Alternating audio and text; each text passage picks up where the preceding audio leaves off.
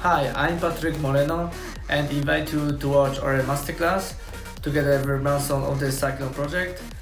I hope that this masterclass will help you in your future projects. See you! Hey guys, Branson here. I'm here to give you a little walkthrough of my track Cyclone together with Patrick Moreno. And this track is still important for me because it was the first track that I signed to Rebuild Recordings. So I hope you find it useful and possibly you'll find some inspiration for your own music. So let's go. For this track I wanted to use a long kick, so first I took a kick sample that has a nice and powerful low end, which was this one, and then I layered it with another one that has more like punch and attack to punch through the mix, and which sounds like this. And together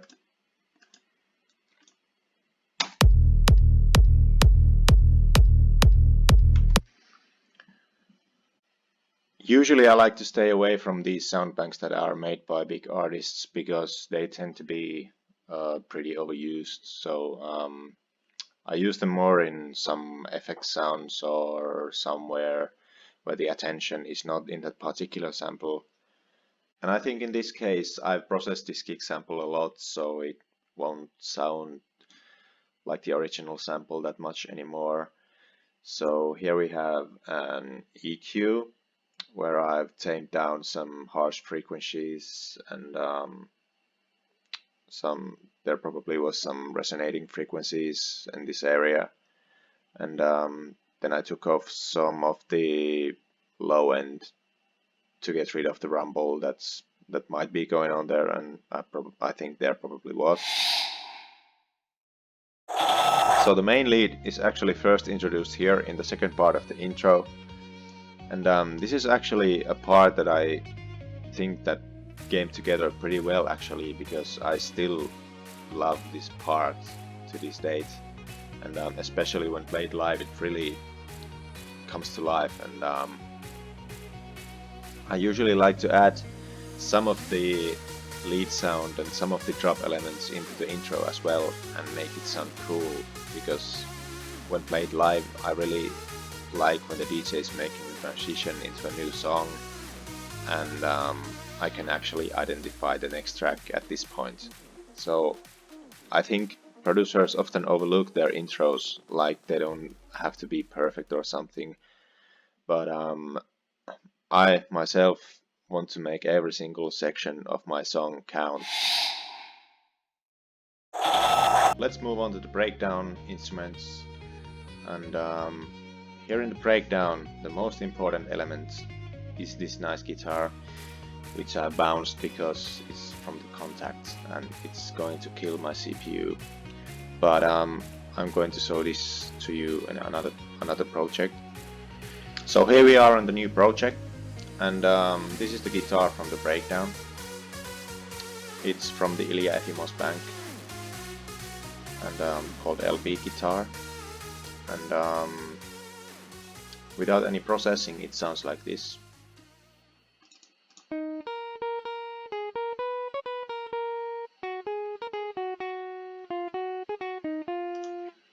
And then I figured I want something to distort it, to give it more amp, and once again I picked FabFilter Saturn, and it has this amazing preset called Boutique 2, which I didn't even tweak because it's giving the sound I want, and when you turn it on it sounds like this.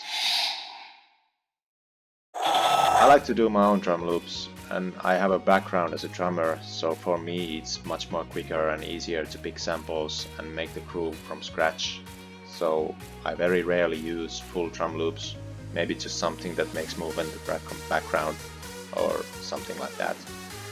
So like I said, this track doesn't have that much drum loops anyway, but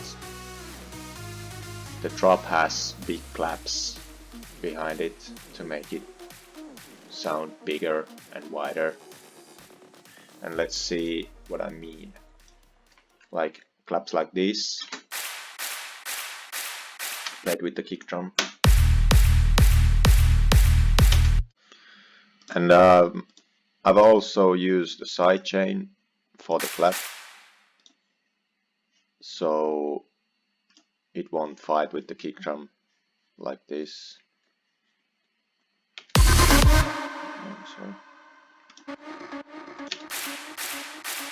Like if I play this without the sidechain, the kick it's not punching through that cleanly, and with the sidechain it pushes the clap more to the background and lets the kick breathe nicely. I like to create crazy effect stuff in my tracks because that's where you can stand out from the others as well, if you just get creative with it. At least that's my opinion. So in this track, probably the most notable effects is in here, in the drop stab, which I told you about in the lead section. Basically it's just a very low note with the effector and the crow's beat, which has the 1/16 gate selected. The effector is active every time the melody slides down because it gave this track a really nice groove and really nice feel, which I was after. So let's play that. So after making this build up, I knew it kind of needed a vocal to build up the tension for the drop and hype the crowd up, because this is a track that is meant to be played on a festival, obviously. And I was searching for some nice samples from Splice, and then I found this one. Let me play the original sample for you. All the people in the crowd say, selection! So it kind of sounds too Jamaican, if you know what I mean. And I didn't want that, so I took the sample, added up a whole lot of distortion to it, and some basic EQing and 1/16 gate towards the drop, and looped it and faded out with reverb and stuff. So let me just check all the automations going on, and here goes. Then a maximizer. In this case I used sausage fattener. I like the sound of this one because it really feels like you're boosting volume when you're adding fatness. Of course, if you overdo this, it will distort and ruin your sound. But when done the right amount, it sounds great. And sausage fattener is really the go-to for my maximizer. And there's really a chance you can overdo this, because if you boost too much of that maximizer, it will sound really bad. And so all in all, my mastering is pretty simple, because for me this is not the area which makes or breaks a track. Like I can show you with them without mastering